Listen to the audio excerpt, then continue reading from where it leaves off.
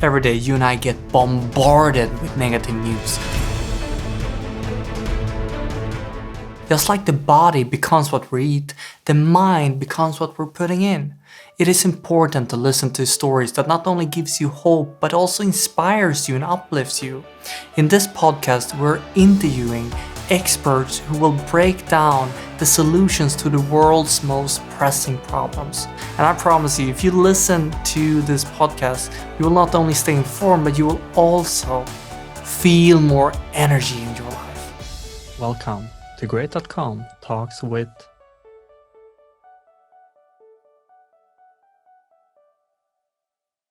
Great.com is a philanthropic project where we're donating 100% of the profit towards the most effective cause areas. Right now, we're focusing on climate change, like protecting the rainforest and funding climate change technology.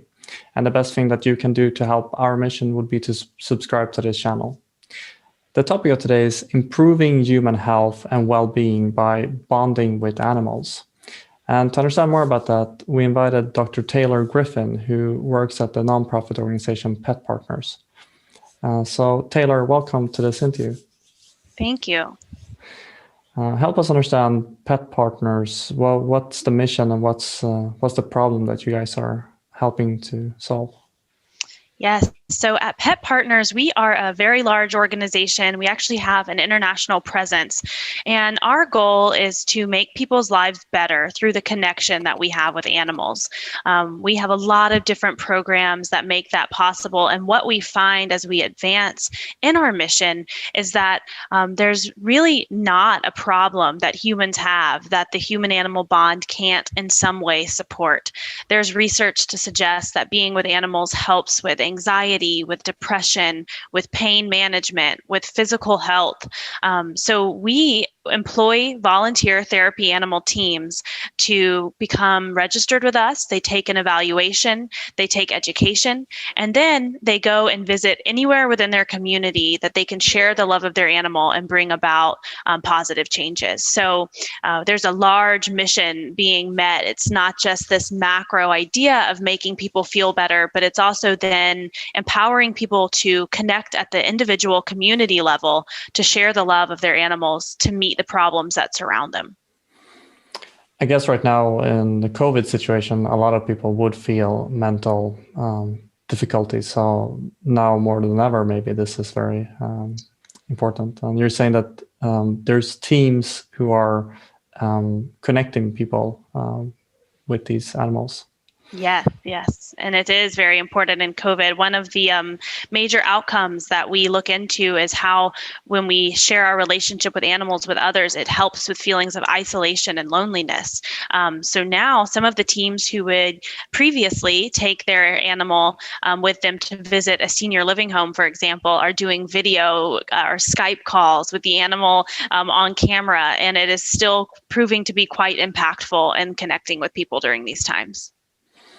If we go deeper into the effects, the therapeutic effects that you're talking about, you have you call it a therapy animal program. Yes. And you've been running this since 1990. Yes, our organization dates back 40 years, and the therapy animal program has recently really grown. We had pre-COVID over 10,000 teams who visited all across the world. Wow. What does the program looks like more in specific? Yes. So if a person has an animal, we have 9 different species of animals who we register. And if they have an animal who is a good fit for therapy animal work, meaning that they would enjoy going out and visiting with people in the community, they can first, the handler, the human, would take a course with us to ensure that they're ready to connect with their community and that they're ready to advocate for their animal. It's very important to us that we champion the animal's welfare in all of these interventions. So the education for the handler is a huge component. Then from there, they take a test with their animal to make sure that the animal is going to be safe in interactions, that the animal's not going to become too stressed. And once they've passed that test, then they're a registered therapy animal who goes out and visits within their community. And what could a visit look like? So that again will depend on the preferences of both the human and the animal. But I'll give an example for me. I have several different therapy dogs who are active right now, some that are retired. But Ivy, my therapy poodle, she really enjoys visiting with seniors. So we will go to a residential care facility for seniors, walk around the halls, knock on doors, and say, "Hi, I'm here with Ivy. Would you like a visit today?" And we'll go into the room.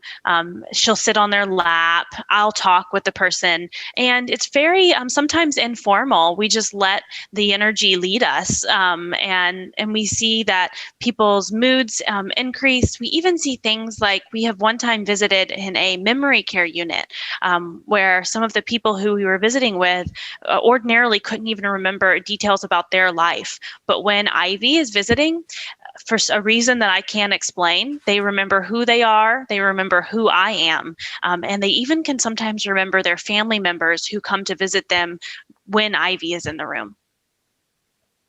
Okay, so you say that because the dog is in the room, memory improves for... It does. And this is one of those things that we are still trying to figure out from a scientific perspective. It's hard to describe the impact that animals have, but we see it anecdotally through our experience all of the time, that these huge variables change because of the interaction with the animal. That is super fascinating. I just imagine, like, if the dog comes in, that usually triggers a happy reaction. So maybe there's something with happiness and unlocking potential in the brain. Yes. But you're saying that you're doing research right now on why do you see these benefits? Yes, we are very committed to the research and to understanding what it is that we do so that it can be taken more seriously, and that we can elevate this intervention so it's available to as many people as possible. Right. When it comes to if I then have a cat or a dog or any animal that would be suitable for this kind of service, I guess it would be important that me as the housekeeper and the person who lends my animal, I'm very sensitive towards how the animal is reacting. Yeah. And you said that you could actually tell that one of your dogs prefers to be with elderly. Yes. What did you observe with elderly that you didn't observe in other situations? That's a great question. And it's one that is so important to us at Pet Partners because, like I said, we do really stress the importance of animals should enjoy and not simply tolerate this work. And not all animals do. That's why we don't register just an animal as a therapy animal. We register a team, so the animal with their handler, because their handler who they live with knows them best. So we encourage our handlers to take the perspective of their animal as best they can in all interactions. So if I'm visiting with Ivy and we're going to a children's hospital, which she can do, but I don't think it's her favorite. She gets a little bit more high energy. I might see her panting, which can sometimes indicate low levels of stress. After the visit, she's very tired. It takes her a long time to recover. And she sometimes might even show just slight hesitance in getting out of the car in that setting, as opposed to when we go to a senior living home. She jumps out of the car, runs through the door, has a very relaxed body posture, and actually seems invigorated after the visit, like she's had just a really great time and she has more energy about her for the rest of the day. It kind of makes sense if we also look at the human psyche. Like if I prefer calm people, then I become more energized. But when I'm around very high active people, I become much more calm and sometimes stressed. So I guess it's just the same thing. And yeah. Yes. That's very interesting as well. And I've seen that you have something called a course on how to speak dog. Yes. So I guess is that one of the necessary criteria that you go these courses? Yes, and we are in the process of even creating many more courses. We find that it's very helpful, but we have a course that trains people on canine or dog body language, because things that animals do, we might assume what they mean, but when we really work with behaviorists and scientists, we learn different things. For example, a dog who's yawning frequently, we might assume the dog's tired, but really that's a sign of stress in animals and canines. So these knowing what our body language means, not only for humans is really important, but also for animals, especially when we ask them to come with us into this very human world. What strikes my mind when it comes to understanding body language from animals, I spoke to a woman who she's helping keepers to understand the body language, because otherwise they might start become aggressive towards animals because they misunderstand the body language and eventually maybe just leave them to a shelter. So yeah. I guess this is also to create the best relationship we can with animals. Yep, absolutely. And we know that communication is a key part of relationship, whether it be with humans or animals. So when we learn how to speak the language, and at Pet Partners, we are very committed to only positive interactions with our animals, which enhances our relationship and enhances the work that we do. Enjoy, not tolerate. That is a good measurement. And you said that the pet and the handler, they would go a course, and it's only if they pass the course they would then go into service in the community. How long would this how long is this period? So our course that the handler take is actually available online, and it's a few hours really of work, and then a test that you take at the end of it. The harder part can then be preparing for the in-person evaluation that you have with your animal. That's going to go over some basic obedience cues. So can the animal, if it's a dog, sit, down, stay, things that it needs to learn to be able to do to be in a complex setting. And then also, how is it going to respond to distractions, to medical equipment? So when you think about that, there's varying levels of preparation that a different animal might have to go through. I have some animals who I have to say I rescue them, and by the grace of God, they were ready to go and be tested very early on. They just had all of the skills. I didn't have to do much to teach them. And then there were some who I had to teach a lot. We do say at Pet Partners, though, that an animal has to be older than a year, and it has to have lived or known its handler for at least 6 months, because we believe that they should have a strong relationship before they enter into this kind of work together. That makes sense. Tell us more about the research that's being done right now. What is important for people to understand? What research would you like to highlight? Yeah, it's so important that people understand that this is more than just a feel-good intervention. This is an intervention that is scientifically, empirically supported. There's a large body of research that's out there. There's research on animal-assisted interventions, which is the umbrella term to talk about what we do in medical settings, in hospitals, in pain management clinics. There's research in educational settings. Reading to an animal increases fluency, competency, and a love for reading. We look at mental health variables, not just for those with presenting mental health concerns in places where they're seeking treatment, but also just to support general wellness. College visits.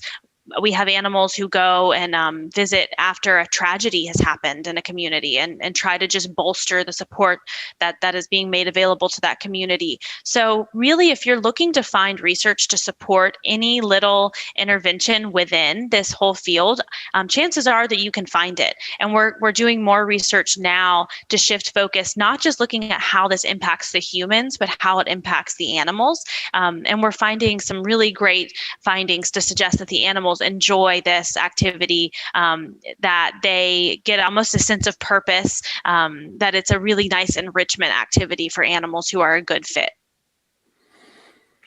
Something that sparks my curiosity is when I look at myself when I'm in everyday life. I work, and sometimes when I get home I feel stressed, and time is not on my side, I often feel. And then just thinking that I would then go out in the communities and do this thing, I guess I would have to have some kind of space in my heart and in my mind to do that. So what would you say is important that before someone would actually sign up for this? Is there something that you think people should be aware of? You know, it's a great question. And fascinatingly, we've seen with this pandemic hitting, we thought, this has been a big burden in some ways on our handlers who go out. It takes a lot of time to visit with your animal to prepare. However, what we actually saw was that as soon as people were limited in their ability to do this, we almost saw an identity crisis in some cases where our handlers thought this is so because this has become so key to what I do and how I share my love, how I connect with communities. So we find that although it does take a lot of time, it really is an activity that pours into you and pours into your energy, into your soul, into the work that you do. If you already have an animal, you've taken on the commitment of giving a lot of your time to the well-being of that creature who you've asked to live in your home. So this is a great way to give the animal what it needs, and to also maybe fill some of your social connection, to fill your desire to connect with your community. So if you can be driven from that value, I think that the stress that it has on time might be decreased. I'm almost thinking that it's contradictory to the mind. Like if I'm stressed, I don't have time to do it, but what I need is to do it. So then I would feel more open, right? So it's like working out, right? Yes. We don't want to do it, but it makes us feel better. Yeah. And that's so common in life when you don't want to go to the party, then you go to the party and it's super fun. And Yes. I see the benefits. Right, so we're getting towards the end here, and I want to give you the chance to also speak about the future ahead. Is there any kind of support that you would like to see in the future from individuals or society? Yeah, so we're growing a lot at Pet Partners, and there's room for everyone who is passionate about the connection that we have with animals. Of course, if you have an animal who might be a good fit for therapy animal work, we would encourage you to go to our website, petpartners.org, and see about joining our volunteer team.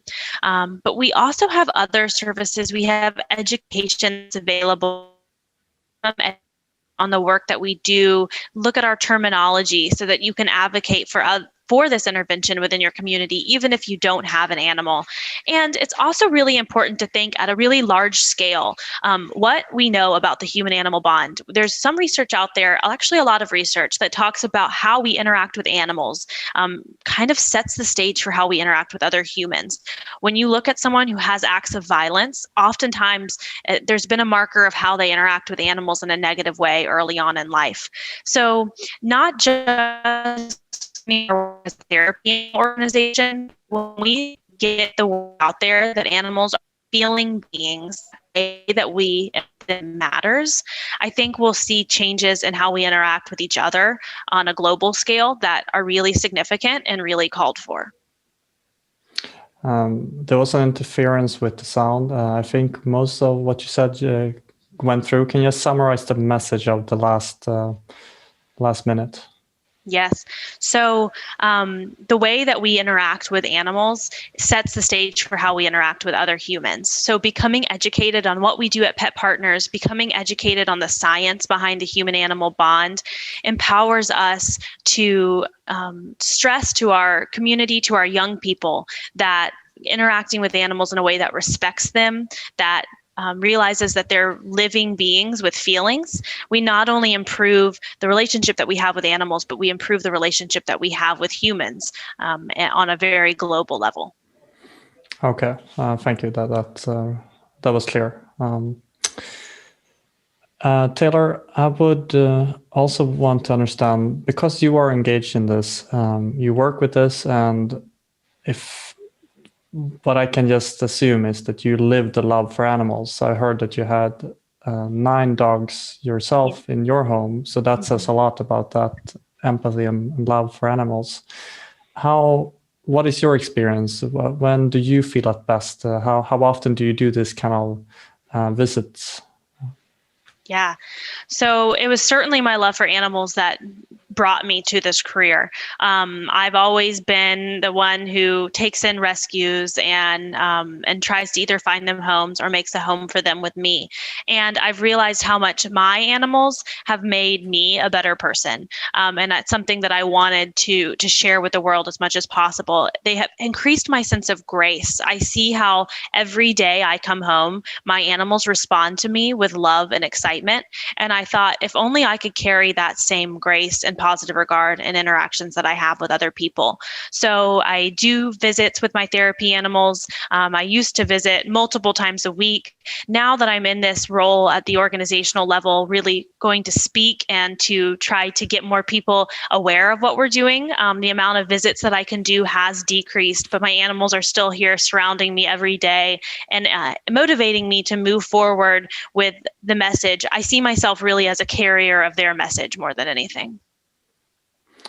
And if you would leave this audience today with the message, what would be the ending message of this interview? If I could challenge anyone who's listening today to just think about whether or not you have a pet or not, to think about a way that you've known an animal to impact your life or even the life of someone around you.